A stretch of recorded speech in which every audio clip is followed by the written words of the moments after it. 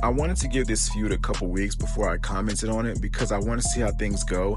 I didn't want to jump straight into it because, sometimes a feud can start off hot, then it'll slow down, then it'll keep slowing down after that. We've seen that in previous feuds, but this feud is really interesting, man. It's got me locked in, which I expected it to be because it's Roman, and anything that he does, it's gonna be some top effort into that. Like it's gonna cook.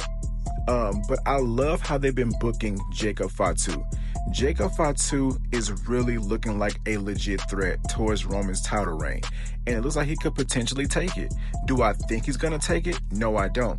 But the way this man has been over the past couple weeks has kept me interested. This man is unhinged. He is unpredictable. He doesn't follow anybody's rules. Nobody can reason with him. He is the reason I'm so locked. Well, he's one of the reasons I'm so locked in right now, because you don't know what Jacob Fatu is gonna do.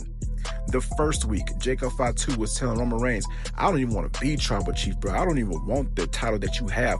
I want that championship. I need that championship. I want the shoe deals. I want the chains. I want the watches. I want the house. I want everything that you got. I don't care about that damn Tribal Chief title. Tribal Chief or not, I'm going to get what you got regardless. This man does not care, bro. And then this man goes to SmackDown, takes out the MFTs and defeats Solo Sikoa one-on-one.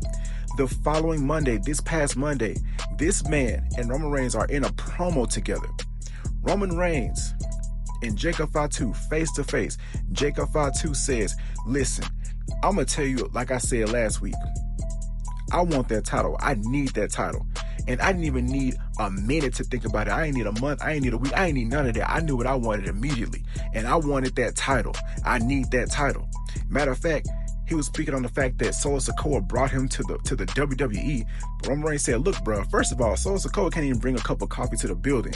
Who you think signed off on you? I'm the OTC. I run this place. I brought you here, bro. I brought you here, not Solo Sikoa.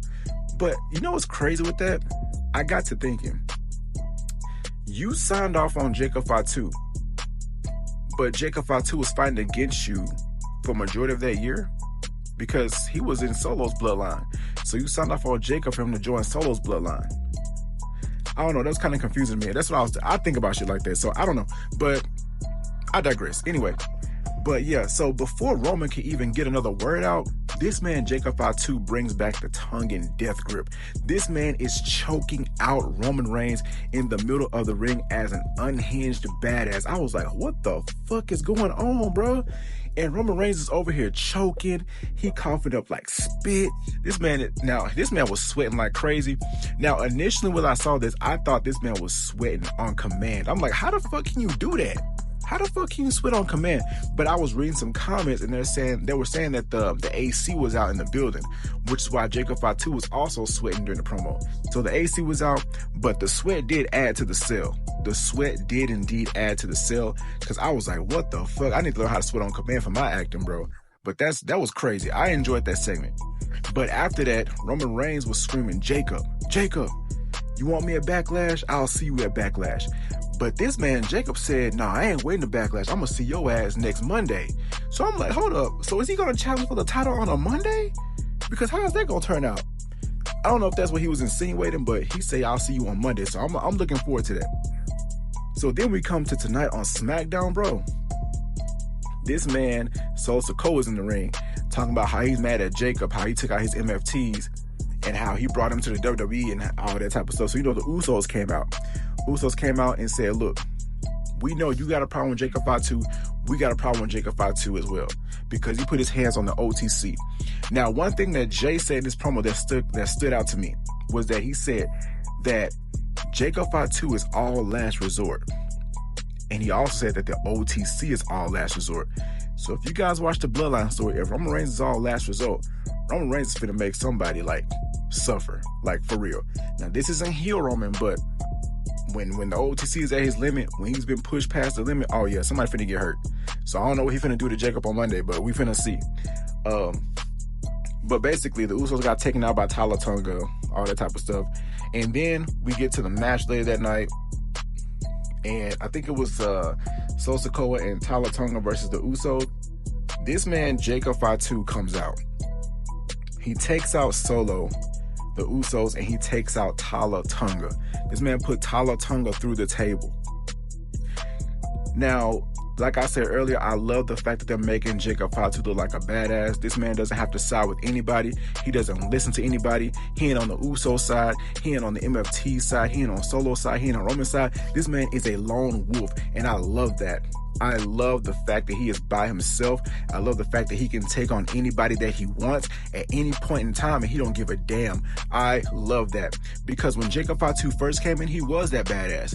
But I feel like over time, when he like turned face, they started like using him as a catchphrase merchant. Like, I'm all gas, no break with, yada I mean. Like, they would spam that. And you know how WWE is. Once you get something popular, they spam it, bro. And I didn't like that. So I thought they would turn him into a merchant of his catchphrase.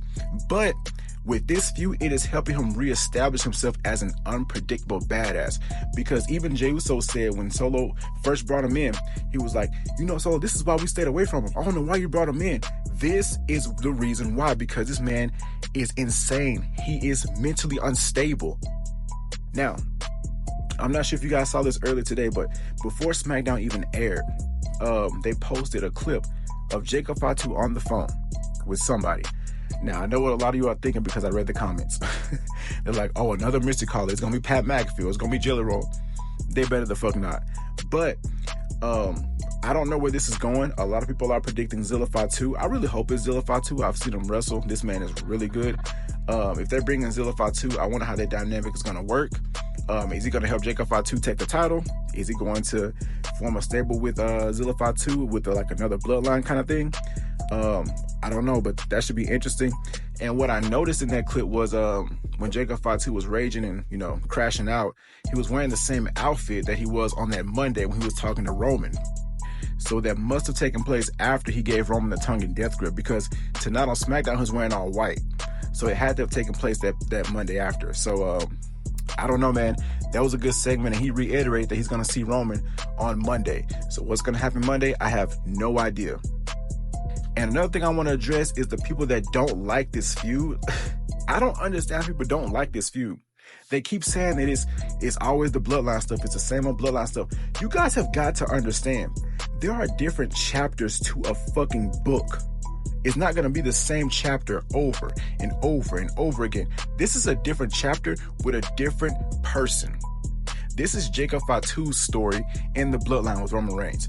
This is Jacob Fatu. This is not Jimmy Uso. This is not Jey Uso. This isn't Solo. This isn't Tama Tonga. None of them. This is Jacob Fatu. And he is actually going after a world title. This is not going to be the same as the 2020 story with Jey Uso and Roman, bro. It's not even similar to that. Jacob Fatu is not even the same fucking character. So what are you talking about? And then people say it's always these Samoans. Bro, that low-key sounds like microaggression and racism. I'm sorry, but that shit is weird to me. All these Samoans. So fucking what? They carrying the fucking company right now. Roman basically saved the WWE during the pandemic era. So what are you talking about, bro? Like, some of y'all really need to understand what real storytelling is. Because the bloodline story is going to go after chapter after chapter after chapter. And if you don't like it, well, buckle the fuck up, because you got a long motherfucking ride, bro. You know what I'm saying? But yeah, I had to come to you to talk to you guys about that, because Jacob Fatu is definitely a danger to Roman Reigns, and he could potentially take the title off of him. If it happens, I'll be shocked as fuck. I don't think Roman's losing, but something major is definitely going to happen. And I'm looking forward to this Monday and Backlash. So let me know how you guys feel about the feud in the comments down below. Make sure you guys like, comment, share, subscribe, turn on your post notifications, and I'll see you guys in the next video. Peace.